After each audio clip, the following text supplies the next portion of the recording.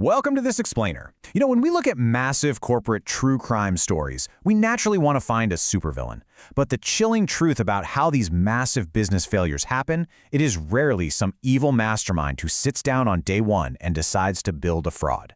Instead, as we're going to see in the wild rise and fall of Daniel Mercer and his tech startup Lendora, it almost always starts with a series of tiny, compromised decisions that just absolutely snowball into a total catastrophe. Let's jump right into the thick of it. Picture this. It's 6:42 in the morning on the 47th floor of a swanky Manhattan luxury hotel. Outside, Wall Street is waking up to another high-pressure day. Inside the room, CEO Daniel Mercer is adjusting his black tie in the mirror. He's getting ready to pitch investors for an absolutely mind-blowing $3.2 billion valuation. He looks himself dead in the eyes and whispers, "Just one more time. One more pitch. One more fake number." Because at this point, he genuinely, desperately believes he's the good guy, trying to protect his company, and that he can just magically fix his fake numbers later. But right at that exact same moment, across the city in a small Brooklyn apartment, a 27-year-old data employee named Ava Brooks is doing something that will change everything. She has just opened a file she was never, ever supposed to see. So while Daniel is putting on his armor of CEO confidence, Ava is staring at the raw, unfiltered truth. She's looking at the real data that is about to absolutely destroy the company. So how did we get to this point? Let's take a look at the billion-dollar illusion Daniel built from the ground up. Daniel Mercer wasn't a trust fund kid. He actually grew up in a small town in Pennsylvania with a mechanic father and a mom who worked at a grocery store. He hated feeling invisible. So he packs up 2 suitcases, takes his $4,300 in savings, and moves to San Francisco with a dangerous amount of self-belief. His big, brilliant idea was Lendora. The promise was incredibly compelling. Instant funding for small businesses. Think local restaurants, barbershops, auto shops, powered entirely by advanced artificial intelligence. No endless forms, no waiting weeks for a bank appointment. He marketed it as the financial engine for Main Street America. It sounded like the perfect modern American dream. But behind the scenes, the AI was a complete mess. It was buggy, it was unreliable, it constantly crashed, but simply, it just didn't work. And that brings us to the first dangerous lie, the exact moment the foundation started to crack. It happens late one night in a dark startup office, just completely littered with pizza boxes and empty coffee cups. Daniel's co-founder is a guy named Ethan Cole. He's the quiet, honest, technical brains behind the operation. Ethan tells Daniel they have to come clean to investors and admit the automated system just isn't ready. When Ethan argues that investors want honesty, Daniel shoots back that what they actually want is growth, and he delivers this defining rationalization. We're not faking it, we're buying time.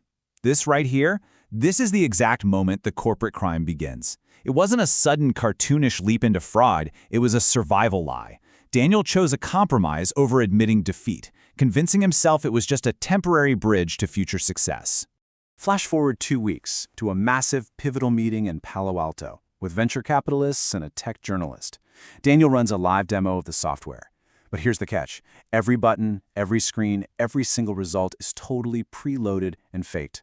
He clicks a button, and the screen claims the AI approved a complex loan in exactly 47 seconds. The room is stunned. You can literally hear someone whisper, "That's incredible." And on the back of that completely fabricated 47-second demo, Lendora instantly secures its first $8 million in funding. From there, the company's entire culture shifts into a dangerous new gear. Growth at any cost. Grow now, fix later. With millions in the bank, Daniel transforms into your classic, famous tech visionary. We're talking black turtlenecks, expensive sneakers, posing on magazine covers. But because the AI still flat out doesn't work, Lendora secretly hires an army of human workers to sit in the shadows and manually review these loans late at night. They're literally just doing the job the AI is supposed to be doing. Despite this massive deception, the valuation balloons, starting from that initial $8 million. The press is painting Daniel as the savior of small business, and investors are just falling over themselves to get a piece of the pie. But as the lie grows, the pressure becomes suffocating. The valuation climbs to $120 million, then $300 million, then $600 million. Inside their beautiful San Francisco office, the reality is an absolute nightmare. Engineers are working weekends desperately trying to fix the broken AI. Customer support is drowning in complaints from businesses, and the finance team is getting really confused by Daniel's increasingly aggressive accounting tricks. And here we hit the absolute peak of the illusion. A $1.4 billion valuation. Lendora is officially a unicorn, a startup valued at over $1 billion. But internally, the losses are staggering.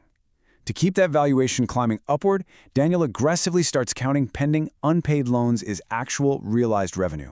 He is stretching the financial reality to its absolute breaking point. Obviously, this leads to a massive confrontation. Ethan finally snaps. He confronts Daniel about these heavily massaged, totally fake numbers, warning him that they're painting a picture of a healthy company that just doesn't exist. Daniel's response is absolutely chilling. He just looks at him and says, "Honesty doesn't keep the lights on." That was the nail in the coffin for their partnership. A month later, the honest co-founder resigns, leaving Daniel totally isolated, surrounded only by people who are way too afraid to ask the hard questions. Which sets the perfect stage for a whistleblower. Let's look at how the discovery was made. Enter Ava Brooks. She's a 27-year-old data analyst, weighed down by student loans and her mom's medical bills. She joined Lendora because she truly believed in Daniel's whole hope and change speech. But she's sharp, really sharp. She quickly notices dashboards magically changing overnight. She finds sky-high customer default rates hidden in separate, restricted folders. And she sees the internal logs proving humans are doing the AI's job. She decides to take it right to the top. At a 4:15 p.m. private meeting, she shows Daniel the misleading investor reports. He doesn't even blink. He calmly tells her the numbers are just adjusted for growth context, and warns her, don't confuse a snapshot with a story. When Ava won't back down, Daniel turns cold. He subtly brings up her unvested stock options, basically threatening her financial future and warning her not to start a fire she can't control. But Ava doesn't let it go. Late one night, she's digging through the servers and finds the ultimate smoking gun. It's a hidden file called board_update_private_final_v7. It lays out two completely different realities. The version they give to investors claims Lendora is bright, fully AI-powered, and on the brink of major profitability. But the secret board version admits the terrifying unfiltered truth. They have severe cash problems, all approvals are manual, customer churn is through the roof, meaning users are fleeing in droves, and they have less than 8 months of cash runway left to survive. And buried deep in that private deck, Ava finds this incredibly cynical, sanitized corporate buzzword, narrative risk. Think about that for a second. They didn't call it a deception, they didn't call it a lie. They categorize the outright fraud of their fake AI as a narrative risk, just a metric that might hurt their valuation if the public ever caught on. Now we're back where we started, the edge of the cliff, the inevitable collapse. We are back in that Manhattan hotel room for the $3.2 billion pitch.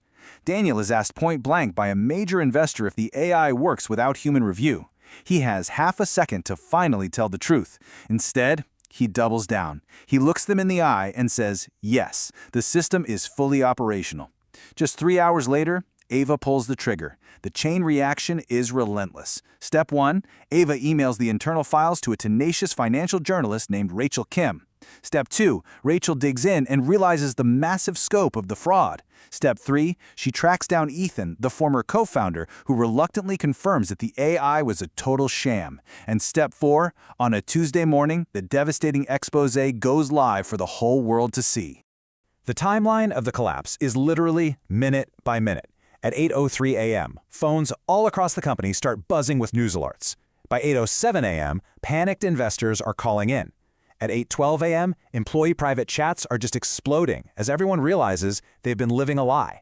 And at 8:31 a.m., Daniel Mercer walks into the office. Usually, he's greeted by the high-energy hum of a billion-dollar startup. Today, he walks into dead, unbroken silence. Daniel immediately calls an all-hands meeting. He turns on the usual charm, trying to brush the article off as just a media hit piece. He fully expects his loyal employees to rally behind him, but nobody moves. Then, from the very back of the room, Ava speaks up. In front of everyone, she publicly asks him the exact question he lied to investors about. Is the AI fully operational? Daniel has absolutely no answer. He just stands there in silence. The lie is officially dead. So what is the real human cost of a lie this big? The fallout is staggeringly fast. Within 10 days, investors pull their term sheets, regulators open massive inquiries, and the board decisively boots Daniel as CEO. The $1.4 billion company just evaporates into thin air. That beautiful San Francisco office is emptied, the fancy standing desks are sold off. Hundreds of employees who genuinely thought they were changing the world lose their stock savings, left with nothing but a really awkward line on their resumes. Ava leaves the tech industry entirely, feeling no sense of heroism, just pure exhaustion. And Ethan, the honest co-founder, goes back to quietly coding real, small software tools far, far away from the spotlight.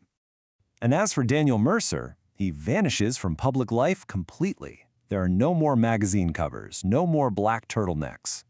Months later, he drives back to his small hometown in Pennsylvania in the pouring rain. He parks his car outside the childhood home he grew up in. He had spent his entire life running away from feeling small, doing whatever it took to build an empire. But as he sits there alone in the car, he realizes something terrible. He never actually built an empire. He just built a mask. And underneath it all, there was nothing but fear. This whole story leaves us with a pretty profound realization. A lie of this magnitude doesn't start out looking evil. It looks like survival. It looks like confidence. It looks like, hey, we'll just fix it later. But the reality is, you cannot build the future on a lie, because the truth always sends a bill. So I want to leave you with a final provocative question to think about. When the pressure is really on and the mask is starting to crack, what are you willing to lose to tell the truth?